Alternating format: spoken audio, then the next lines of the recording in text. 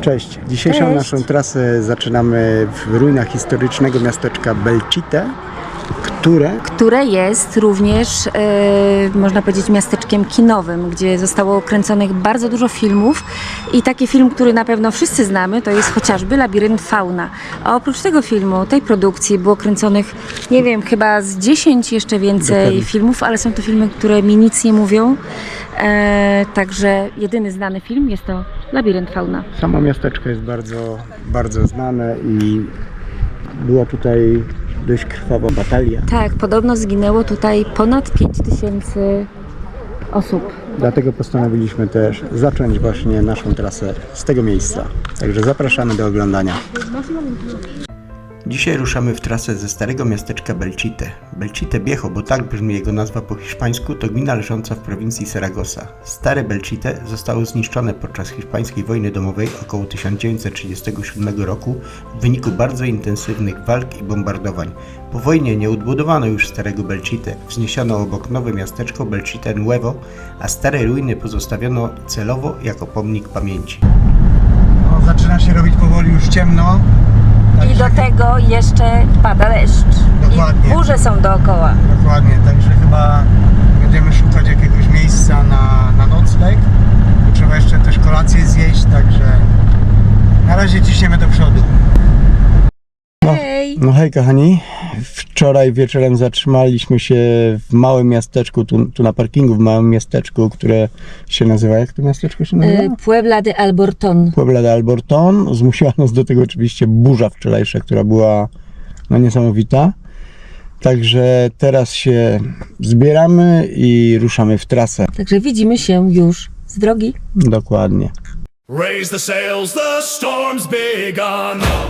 Chasing gold beneath the sun. But every map is burned in lore. Leads us back to distant shore.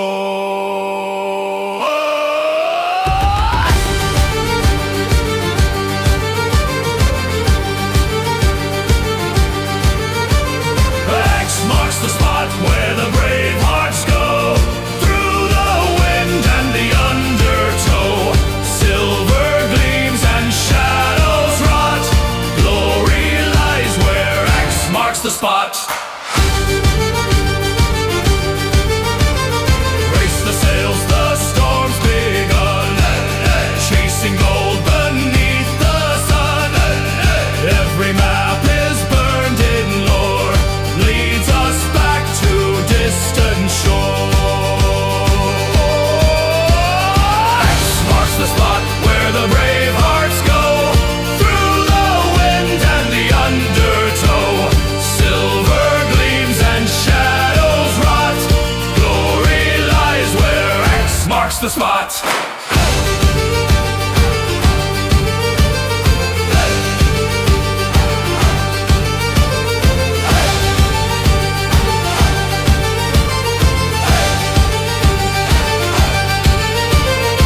X marks the spot where the brave hearts go. Through the wind and the undertow. Silver gleams and shadows rot. Glory lies where X marks the spot.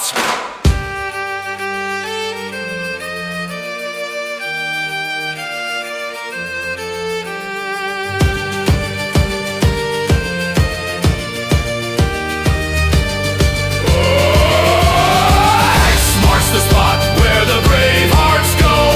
Through the wind and the undertow. Silver gleams and shadows rot. Glory lies where X marks the spot.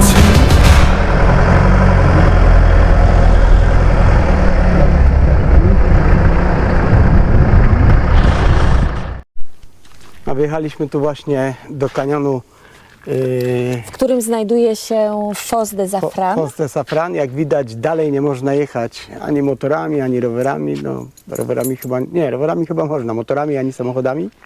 Także samochód zostaje tutaj, zostawiliśmy sobie tutaj zaparkowany. I idziemy zobaczyć, jak wygląda Foz de Zafran. No, ciekawe te formacje skalne. Jest tu też strefa wspinaczki, także raj dla wspinaczy. Nie są to może jakieś wysokie formacje, Ale bardzo ciekawe. ale bardzo i- ciekawe. Tu mamy jakieś właśnie informacje. Tak, a tutaj nawet właśnie dla wspinaczy jest strefa początkowa, skąd najlepiej się wspinać.